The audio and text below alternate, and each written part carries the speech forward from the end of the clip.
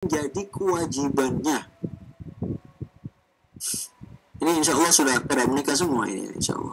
Tapi kalau ada yang belum menikah, mohon maaf ya, ini pembahasannya rada XX nih. Ya.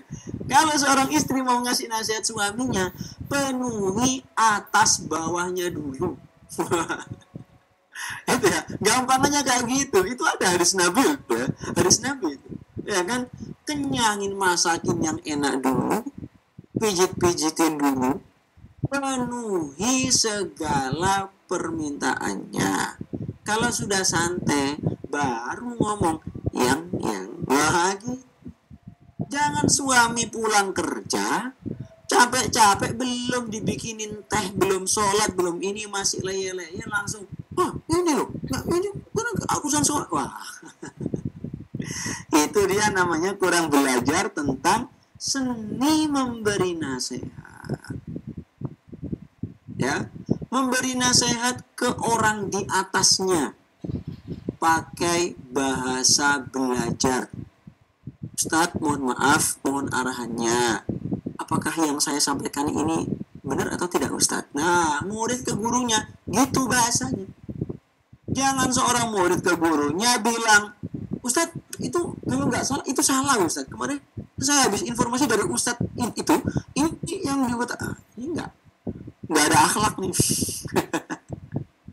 Ya, dari atas ke bawah pakailah bahasa sayang membimbing orang tua ke anaknya. Nah, sini nak, sini ayah ajarin yang baik ya. Ini nggak baik nak, ini jangan dilakukan, ini aja ya, karena nanti bisa begini. Nah, itu bahasa membimbing. Satu liting memberi nasihat, satu liting ke apa ya, misalnya Mas Abdul Malik dengan Mas Abdi. Ini Mas Abdi ya. Halo Mas Abdi, halo, apa kabar? Lama nggak dengar suara beliau? Halo Mas Abdi, apa kabar? Sehat? Ya Ustaz, Assalamualaikum. Waalaikumsalam. Ini Mas Abdi yang dulu ya, bukan yang lain lagi, bukan ya?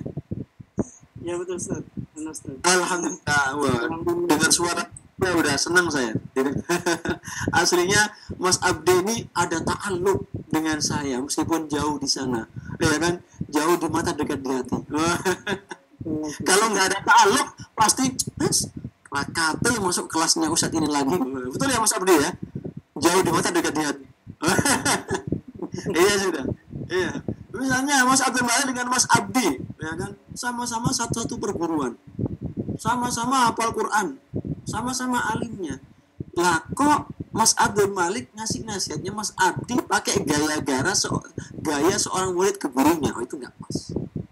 Memberi nasihat yang seliting, satu rival ya, itu pakailah bahasa diskusi. Jangan memakai bahasa ngajarin atau membimbing.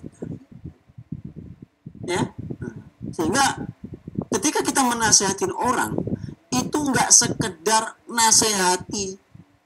Jangan-jangan yang ngasih nasihatin ini dia nggak ngelakuin apa yang dia nasehati gitu. Malu kita. Lima taquluna ma la taf'al. Ya enggak? Sehingga perlu kita ngasih nasihat itu adalah fikih, anggaplah fikih.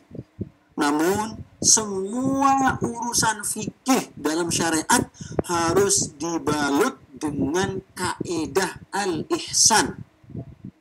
Bagaimana fikih itu disampaikan. Ya, makanya kalau kita belajar ilmu fikih atau usul fikih, ada satu kaidah. Apa itu ya? Saya lupa itu. Al-amru, saya rada lupa itu. Bitaghayyuri al-makani waz-zamani. Kama qala. Jadi intinya, fatwa itu bisa berubah-ubah ya. Dan itu bukan kontradiksi, tergantung zaman dan tempatnya. Sehingga kita nggak bisa berfatwa satu kemudian kita kenakan untuk seluruh orang. Nggak bisa. Ya, karena keadaan yang berbeda. Nah itu ya, terkait seni memberi nasihat, supaya kita ngasih nasihat itu bukan sekedar ngomong, kamu harus begini, kamu harus begitu. Enggak, kita harus memikirkan goal. Apakah orang ini kalau saya kasih nasihat dia akan menerima? Itu penting. Dan itu yang paling ada yang sekedar ngomong, ya dapat pahala. Tapi yang paling penting dia bisa melaksanakan apa yang kita laksanakan. Oke, saya lanjutkan ya. Ada Mas Abdi, silakan paragraf berikutnya Mas Abdi bantu baca.